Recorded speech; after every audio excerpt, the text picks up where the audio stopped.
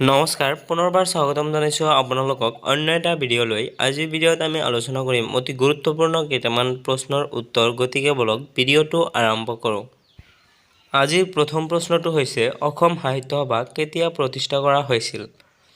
Option A 1902 চনত, option B 1912 চনত, option C 1917 চনত। ইয়াৰ শুদ্ধ এনচাৰটো হৈছে অপশ্যন চি 1917 চনত। 1917 চনত ডিচেম্বৰত শিৱসাগৰ জিলাৰ অসম সাহিত্য সভাৰ প্ৰথমখন অধিৱেশন অনুষ্ঠিত হৈছিল আৰু ইয়াৰ সভাপতিত্ব কৰিছিল পদ্মনাথ গোহাঞিত্ৰী বৰুৱা। আৰু কোৱেশ্চন হ'ব পাৰে পূৰ্বৰ নাম কি আছিল? পূৰ্বৰ নাম আছিল অসমীয়া ভাষা উন্নতি সাধিনী সভা আৰু ইয়াৰ প্ৰধান কাৰ্যালয় যোৰহাটত চন্দ্ৰকান্ত সন্দিকৈ ভৱনটোত অৱস্থিত আৰু ইয়াৰ সভাপতি আছিল কুল শইকীয়া। নেক্সট প্ৰশ্নটো হৈছে অভিৰুচি ক্ৰীড়া দিৱস পালন কৰা হয় option A 13 January, B 12 August, C 3 September আৰু ডি 30 আগষ্ট। ইয়াৰ শুদ্ধ এনচাৰটো হৈছে অপশ্যন চি 3 ছেপ্টেম্বৰ। 3 ছেপ্টেম্বৰ দিনটোত প্ৰথম অসমীয়া অৰ্জুন বঁটা বিজয়ী ক্ৰীড়াবিদ ভোগেশ্বৰ বৰুৱাৰ জন্মদিৱস। ক্ৰীড়াবিদ ভোগেশ্বৰ বৰুৱাৰ জন্মদিন উপলক্ষে এই অভিৰুচি ক্ৰীড়া দিৱস পালন কৰা হয়। অভিৰুচি ক্ৰীড়া দিৱস 1984 চনৰ পৰা সমগ্ৰ অসমজুৰি 3 ছেপ্টেম্বৰৰ দিনটোত অভিৰুচি ক্ৰীড়া দিৱস হিচাপে পালন কৰা হয়। আৰু কোৱেশ্চন এনেকুৱাও আহিব পাৰে যে অসমত প্ৰথম অৰ্জুন বঁটা বিজয়ী ক্ৰীড়াবিদগৰাকীৰ নাম কি? তেতিয়া ইয়াৰ এনচাৰ হ'ব ভোগেশ্বৰ বৰুৱা। ভোগেশ্বৰ বৰুৱা হ'ল অসমৰ প্ৰথম অৰ্জুন বঁটা বিজয়ী। নেক্সট প্ৰশ্নটো হৈছে তলৰ কোনখন প্ৰথম অসমীয়া উপন্যাস? Option A Miri Jiyori, option B Bhanumati, option C Padum Kunwari আৰু অপশ্যন ডি সুদামাৰ উপন্যাস। ইয়াৰ শুদ্ধ এনচাৰটো হৈছে অপশ্যন বি ভানুমতী।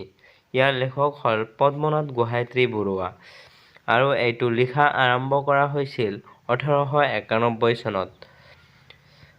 ভানুমতী উপন্যাসখন বিজুলী আলোচনীত খণ্ড খণ্ডকৈ ধাৰাবাহিকভাৱে প্ৰকাশ কৰা হৈছিল আৰু ভানুমতী সম্পূৰ্ণভাৱে লিখা শেষ হৈছিল 1908 চনত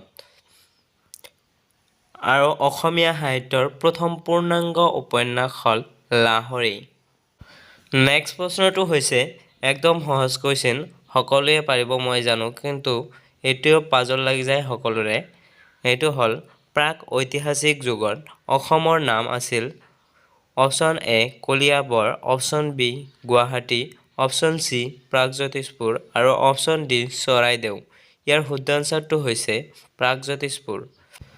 যদি কুৱেশ্চনটোত প্ৰাগজ্যোতিষপুৰ নাথাকি কামৰূপ থাকিলেহেঁতেন তেনেহ'লে কামৰূপ শুদ্ধ এনচাৰ হ'লহেঁতেন। প্ৰাচীন সংস্কৃত সাহিত্যত প্ৰাগজ্যোতিষ আৰু কামৰূপ দুয়োটাই প্ৰাচীন অসমৰ নাম আছিল। দুখনকৈ মহাকাব্য ক্ৰমে ৰামায়ণ আৰু মহাভাৰতৰ লগতে পুৰাণতো এই নামৰ কথা উল্লেখ আছে। কুৱেশ্চনটো এনেকুৱাকৈ আহিব পাৰে যে কোন দুখন মহাকাব্যত অসমৰ নাম প্ৰাগজ্যোতিষপুৰ আৰু কামৰূপ নামেৰে নামাঙ্কিত কৰা হৈছে? এইটোৱে শুদ্ধ এনচাৰ হ'ব ৰামায়ণ আৰু মহাভাৰতত। আজিৰ ভিডিঅ' ইমানখিনিয়েই। যদি ভিডিঅ'টো ভাল লাগে তেনেহ'লে লাইক, কমেণ্ট, শ্বেয়াৰ আৰু ছাবস্ক্ৰাইব কৰি ল'ব।